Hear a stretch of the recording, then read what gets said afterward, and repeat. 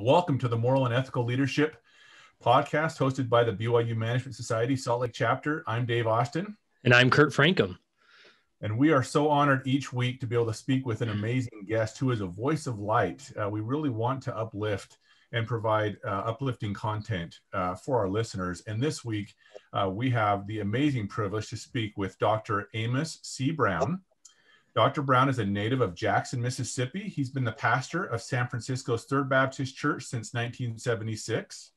As a scholar, theologian, preacher, and social activist, he has maintained a marriage of piety and political action in his ministry.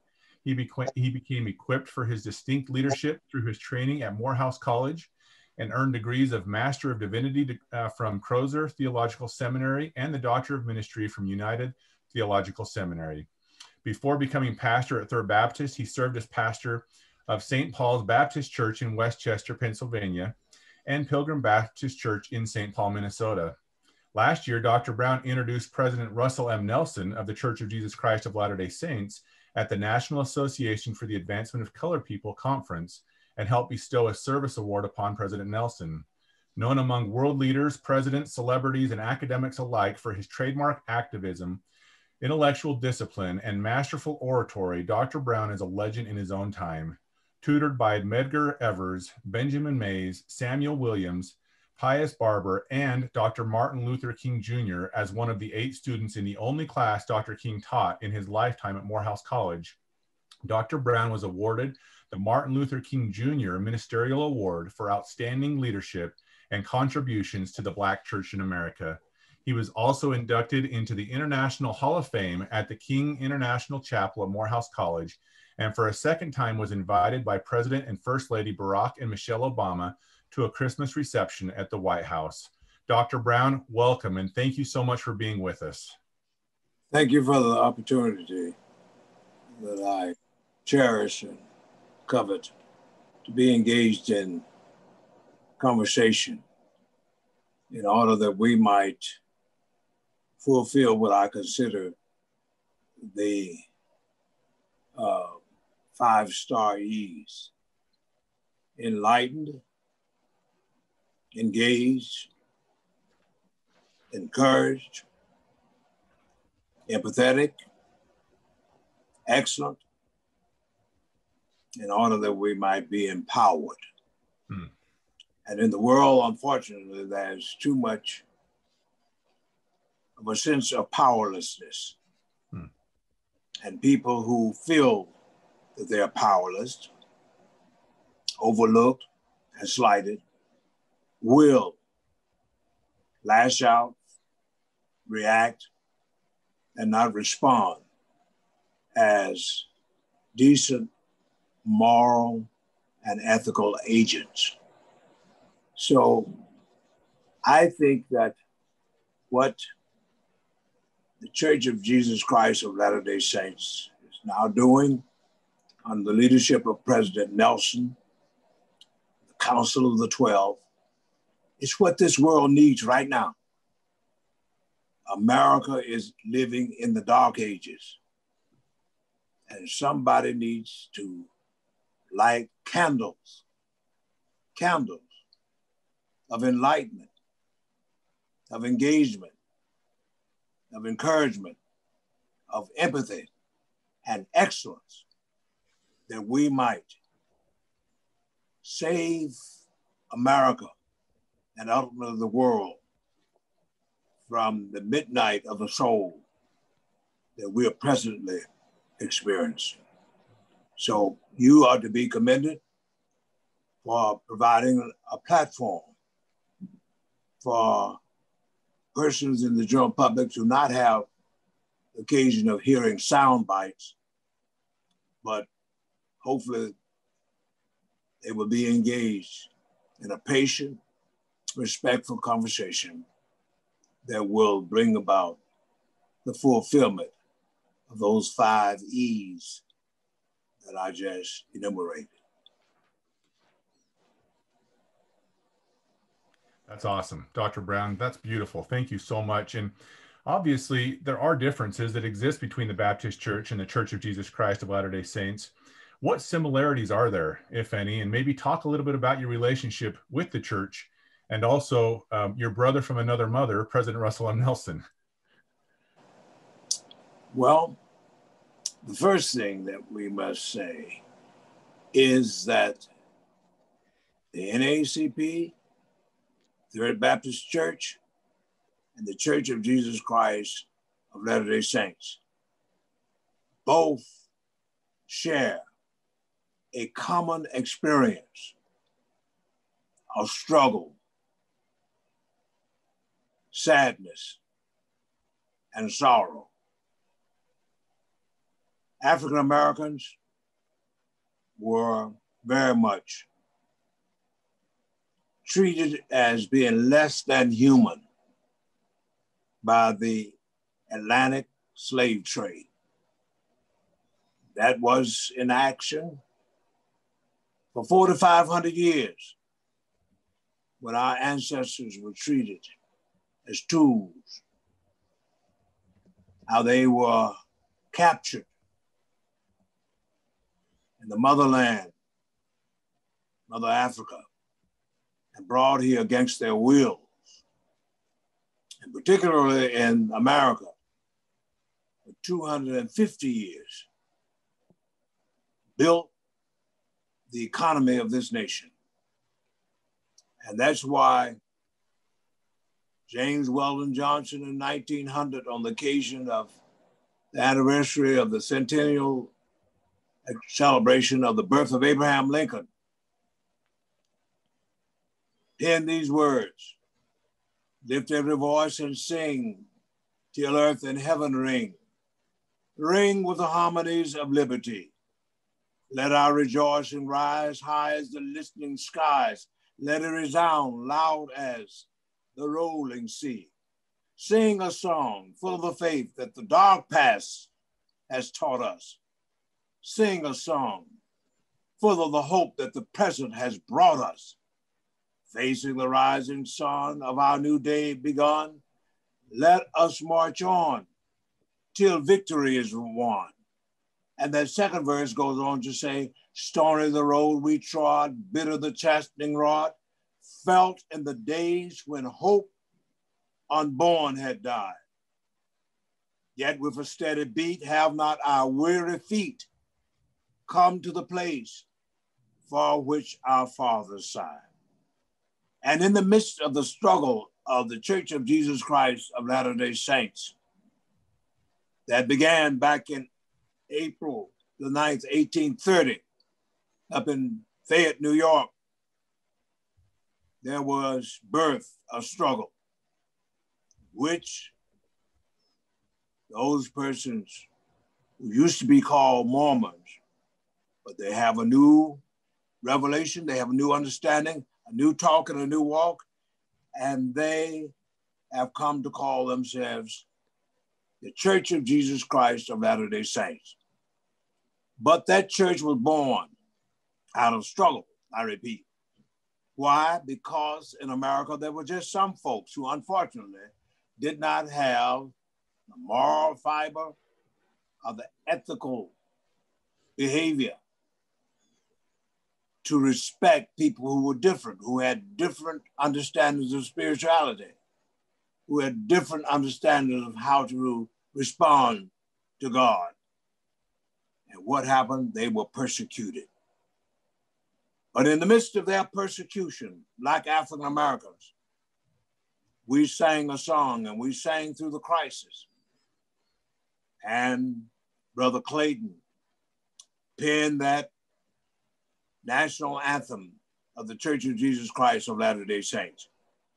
"Come, come, ye saints, no toil nor labor fear, but with joy win your way. Though hard to you this journey may appear, grace shall be as your day. 'Tis better far for us to strive," there it is, strive, to struggle, "our useless cares from us to drive. Do this, and joy your hearts will swell. All is well. All is well." So that's why I was able to introduce President Nelson in Detroit 2 years ago at our annual meeting of the NAACP and present him as a brother of another mother.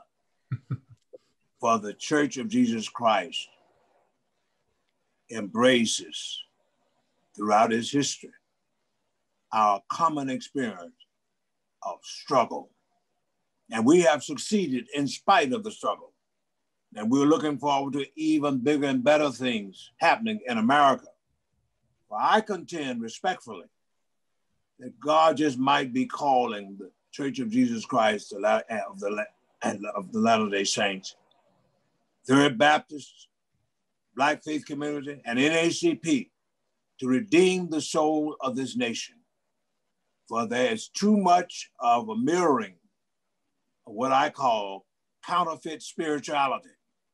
It's not about love, not following in the footsteps of Jesus of Nazareth, but it is following nationalism, racism,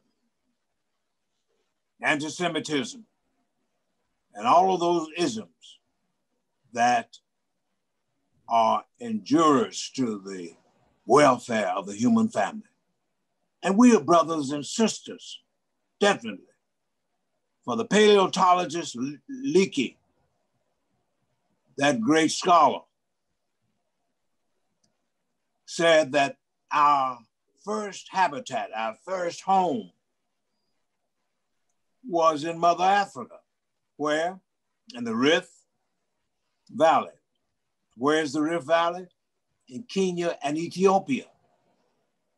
But as humankind migrated from Mother Africa to Asia, to Europe, ultimately here to America, what happened? When we left home, our first habitat, we failed to do what my mother admonished me to do in Mississippi whenever I left home. She said, Amos, behave. Don't take anything that doesn't belong to you. Don't ask for anything. Let someone offer you something. We lost our manners. We failed to behave. And wherever we stopped, on the banks of a river, on a beach, our spot to develop unique and different ways of doing things, which became what they call culture, we developed, unfortunately, this dichotomous thinking of them against us against them. Instead of mastering that little pronoun, we,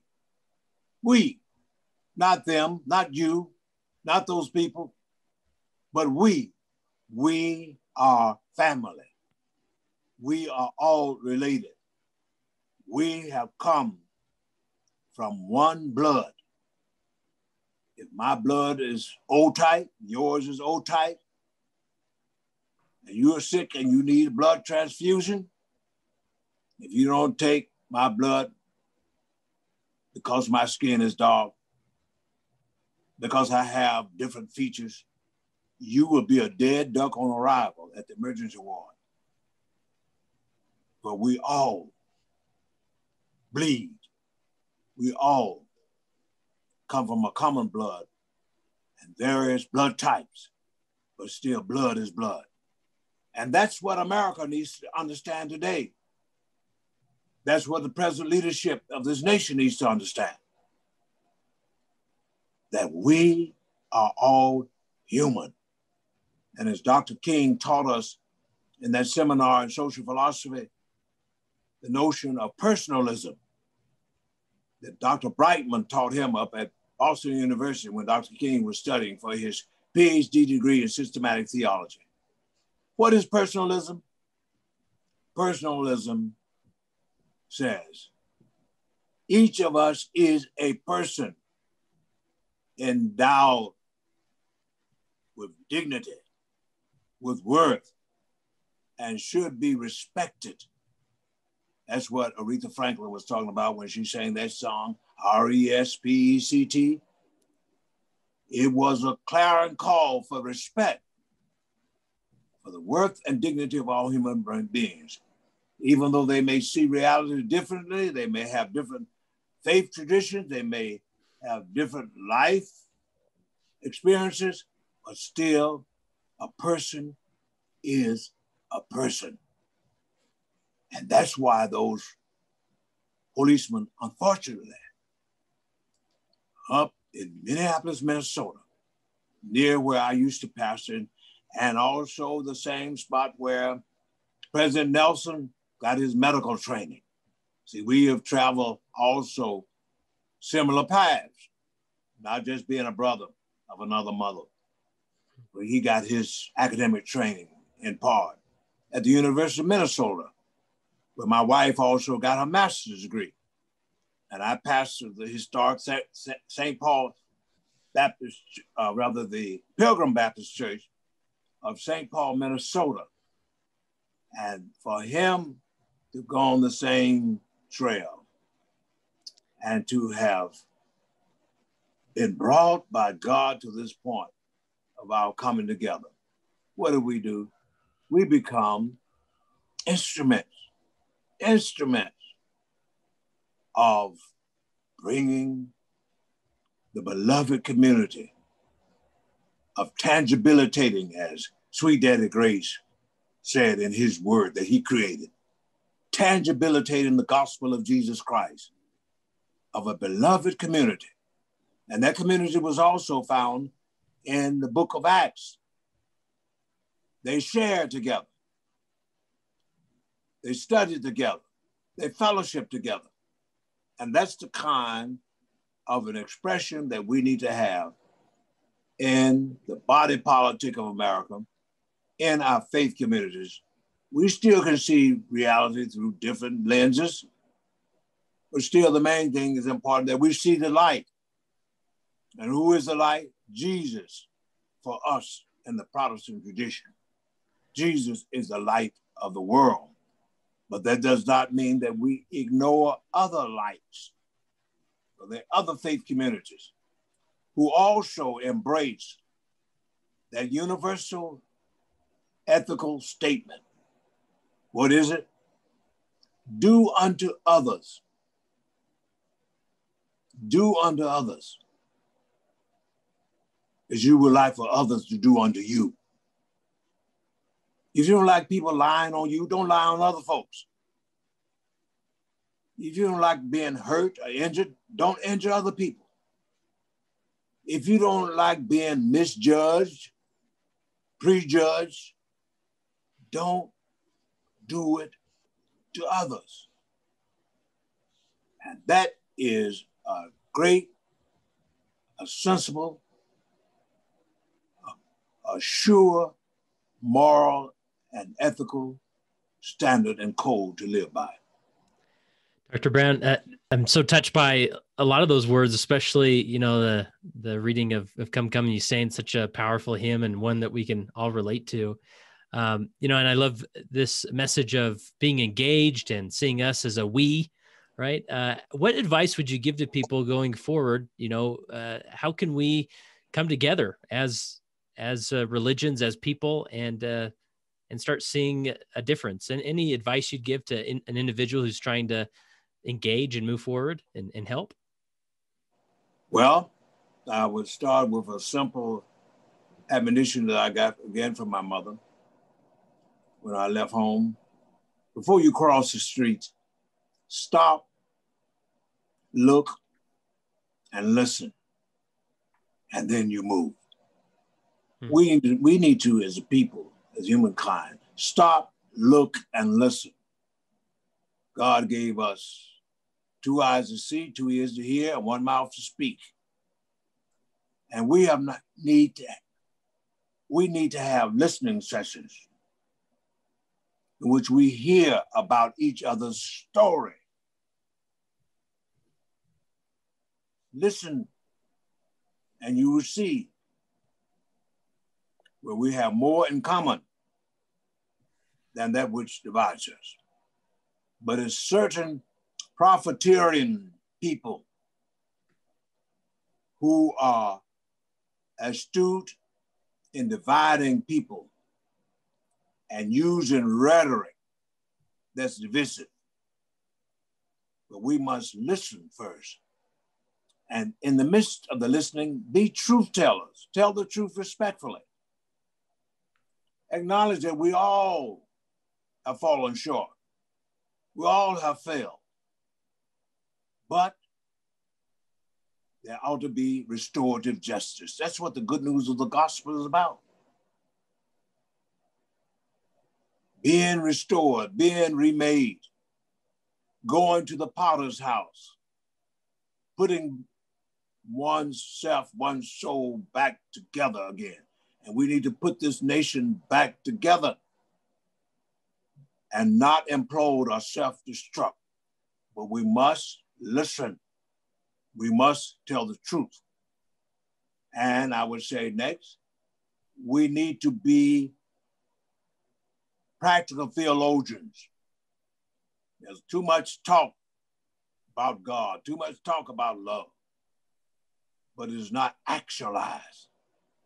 The book of James that was written by James, the brother of Jesus, and he was the leader of the church at Jerusalem. What does that book say in the holy book? The good book? Faith without works is dead. Faith without works is dead. We need to be doers of the word. Doers. And the Church of Jesus Christ of Latter-day Saints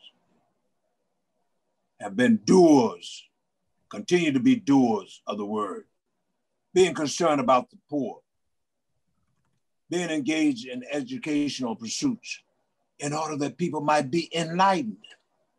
We have too much misinformation, no information.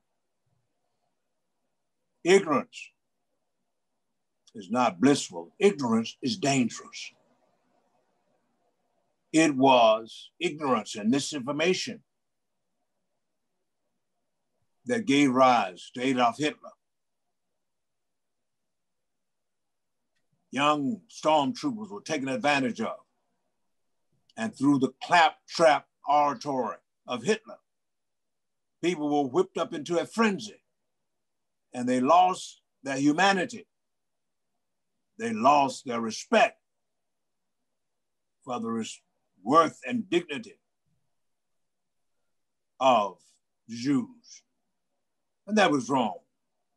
They wanted to blame the Jews for the economic problems of Germany. And they committed the sin of Adam and Eve in the book. When they made wrong choices, what did they do? They blamed one another. Eve ended up blaming the snake. And of course, Adam blamed Eve, and the poor snake didn't have nobody to blame. We have too much blaming going on. But we are not about blame, we are about blessings.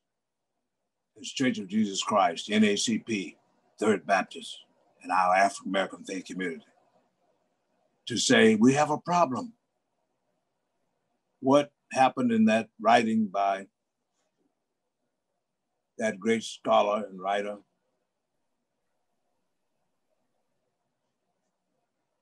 back to Methuselah, George Bernard Shaw uttered these words. Some people see things as they are, and they say, why? But others dream of things that never were and say, why not? So in the midst of the crisis of misinformation, misinterpretations, economic challenges, we are saying, why not come together, turn to each other, not on each other.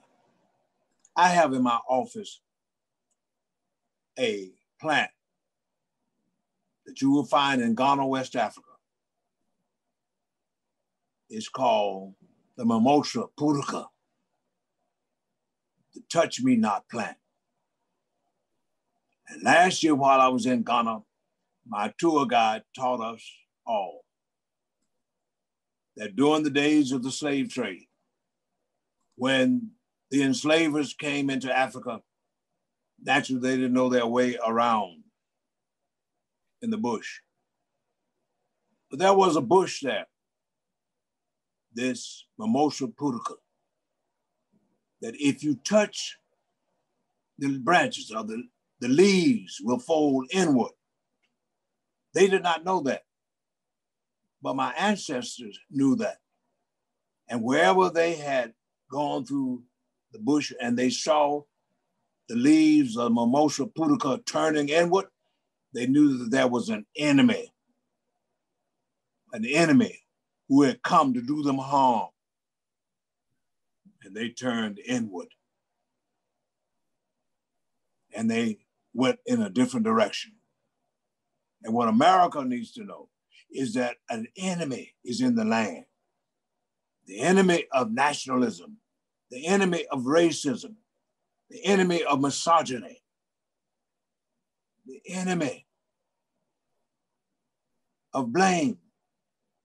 But we need to turn to each other and work together to rebuild our economy, to find a good panacea for COVID-19, to train more children in inner city schools so that they will become a credit to themselves and to the world by maybe finding a cure for cancer, maybe finding a cure for the diseases that have inflicted the human family. We are better off when we share each other's gifts. We have a better and a more harmonious world when all the notes, as Dr. King says, are significant on the Constitution's keyboard. You don't get harmony, you don't get music, you don't get a great symphony, an opera, by having one note. That becomes dissonance, that becomes monotonous, that becomes irritating. And we have too many solos, too many one notes. We don't know how to blend and come together. And that's what the Church of Jesus Christ of Latter-day Saints, NACP, Third Baptist, and the Black faith community in America are doing now. And we invite others to get the spirit, be who you are, stand by that which resonates in your soul, but know that there are other souls. And as Jesus says, I have other sheep who are of this fold. I must go and find them, that there may be a broader and a wider sheepfold.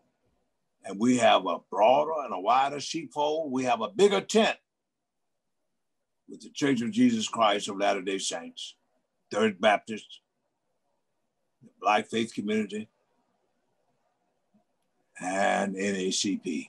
Dr. Brown, I love what President Nelson said at the NAACP. He said, simply stated, we strive to build bridges of cooperation rather than walls of segregation. And Dr. Brown, that's exactly what you've said today.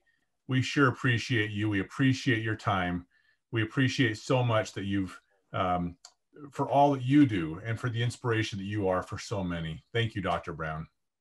Well, thank you for the opportunity, and let us show up for practice, and let us be a symphony of love.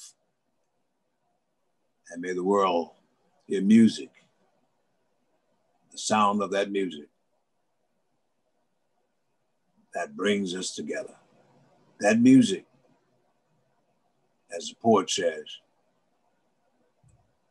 it can split a knotted oak, or soothe the savage breast. That's the challenge and the charge. Thank you, Dr. Brown. And thank you to all of our listeners. We'll be back again next week with another episode of Voices of Light. Have a great week.